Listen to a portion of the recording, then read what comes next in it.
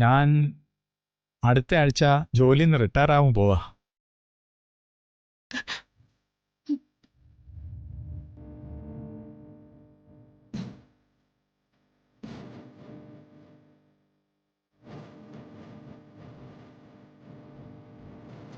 ഇതാണോ അച്ഛന് പറയാനുള്ള വിശേഷം? അതെ.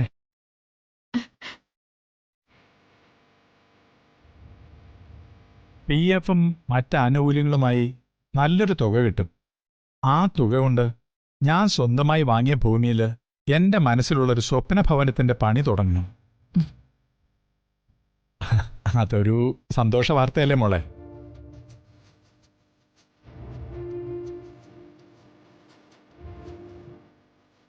അതൊരു സന്തോഷ വാർത്തയല്ലേ മോനെ?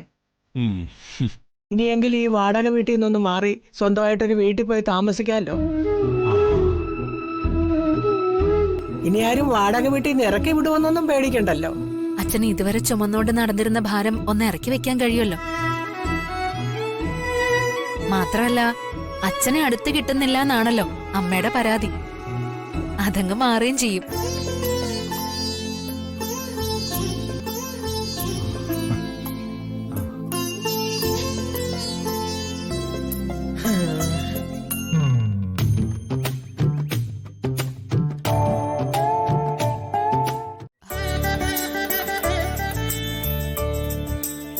ദിയക്കുട്ടി സുന്ദരിയായിട്ടുണ്ടല്ലോ.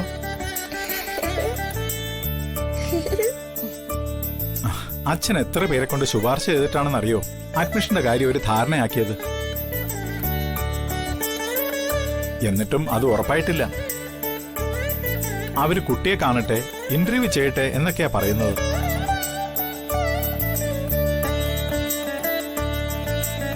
എന്റെ ദേക്കുട്ടി ഇന്റർവ്യൂ ചെയ്ത ആരും അഡ്മിഷൻ കൊടുക്കും അല്ലേ മോളെ?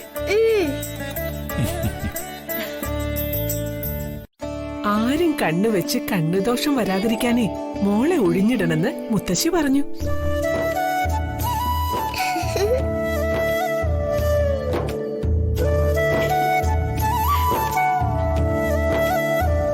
തുപ്പിക്ക്. ഇത് യാത്ര കഴിഞ്ഞ് വീട്ടിൽ വന്ന് കയറുമ്പോഴല്ലേ സാധാരണ ചെയ്യാറ്? അച്ഛമ്മ വരുമ്പോഴും പോകുമ്പോഴും ഒക്കെ ചെയ്യും. അല്ല, അച്ഛൻ വരുന്നില്ലേ ദിയമോളുടെ അഡ്മിഷന്? ഇല്ല മോളെ, അച്ഛന് അത്യാവശ്യമായിട്ട് കമ്പനി വരെ ഒന്ന് പോണം. ഹരിതേ, എനിക്ക് സുഖം തന്നെയല്ലേ? ആ ഏട്ടാ. അല്ല, നീയൊന്ന് വീണതായിട്ട് സ്വപ്നം കണ്ടു. നിനക്ക് കുഴപ്പമൊന്നുമില്ലല്ലോ? ഏയ്, എനിക്ക് കുഴപ്പമൊന്നുമില്ല ഏട്ടാ. മനോജ് ഇവിടെ 24 മണിക്കൂറും ബോഡി ഗാർഡായിട്ട് നിൽക്കുവോ? അവൻ കാവലിരിക്കുന്ന പോലും. അവൻ എങ്ങോട്ടെങ്കിലും പൊക്കൂടെ? അവൾക്ക് എന്തെങ്കിലും അസുഖം ഉണ്ടായി എന്നെ വിളിച്ചു വരുത്താൻ പോലും ആ പെൺകൊന്നും സമ്മതിക്കുന്നില്ല. ഹലോ ഹലോ ഹലോ, എന്താ ഏട്ടൊന്നും മിണ്ടാത്ത? ഒന്നുമില്ല. അല്ല, ഞാൻ കൊണ്ടുവന്ന സാരി നിനക്ക് ഇഷ്ടപ്പെട്ടോ? നല്ല സാരിയാ. എന്നാലും എനിക്ക് മോഡേൺ ഡ്രസ്സിനോടാ താല്പര്യം. അതിനെന്താ? ഇപ്പൊ തന്നെ ഞാൻ മോഡേൺ ഡ്രസ്സുകൾ വാങ്ങി അങ്ങോട്ട് വരാം. ഇപ്പൊ കൊണ്ടുവരാനോ? വേണ്ട ഏട്ടാ, അതൊക്കെ ഇനി ഡെലിവറി കഴിഞ്ഞിട്ട് മതി. ഉടനെ ഒന്നും വേണ്ട. വന്ദനെ കാണാനുള്ള ആ അവസരവും അവള് പൊളിച്ചടുക്കി. അല്ല ഹരിതേ, ദിയമോൾക്ക് സുഖമാണോ? കുഴപ്പമൊന്നുമില്ല ഏട്ടാ.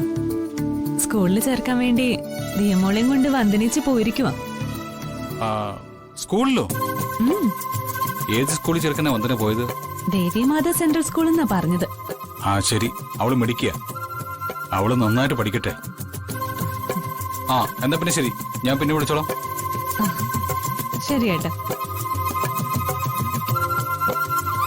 വന്ദനെ കാണാൻ ഒരു വൈക്കോൽ തുരുമ്പ് കിട്ടി. ദേവി മാതാ സെൻട്രൽ സ്കൂൾ. ഇപ്പൊ അവിടെ ചെന്ന വന്ദനെ കാണാം. ഒട്ടും പ്രതീക്ഷിക്കാതെ വഴിയിൽ വെച്ച് വന്ദനയും ദിയമോളെയും കണ്ടതാണെന്നുള്ള കാരണവും പറയാം. ഐഡിയ. കുട്ടിയുടെ ഫാദർ വന്നില്ലേ? ഇല്ല, അദ്ദേഹം ഇല്ല. ഓ സോറി. കുട്ടിയുടെ പേര്? ദിയ രാജീവ്. ദിയ രാജീവ് മുൻപ് ഏതെങ്കിലും സ്കൂളിൽ പഠിച്ചിട്ടുണ്ടോ? JP പബ്ലിക് സ്കൂളിൽ അഡ്മിഷൻ ശരിയായ സമയത്താ കുട്ടിക്ക് ഒരു ആക്സിഡന്റ് പറ്റുന്നത്. പിന്നെ അങ്ങോട്ട് അപ്പോ ഇതുവരെ സ്കൂൾ അറ്റ്മോസ്ഫിയർ ഒന്നും പരിചയപ്പെട്ടിട്ടില്ല എന്നർത്ഥം.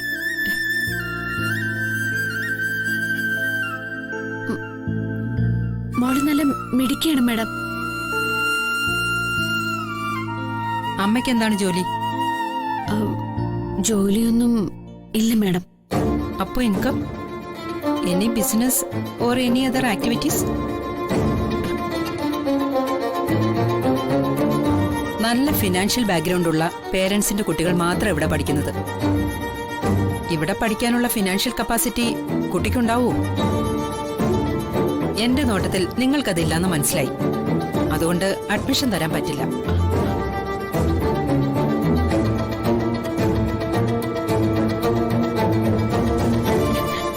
മാഡം, ഫീസിന്റെ കാര്യത്തില് വിശദീകരണം ഒന്നും വേണ്ട.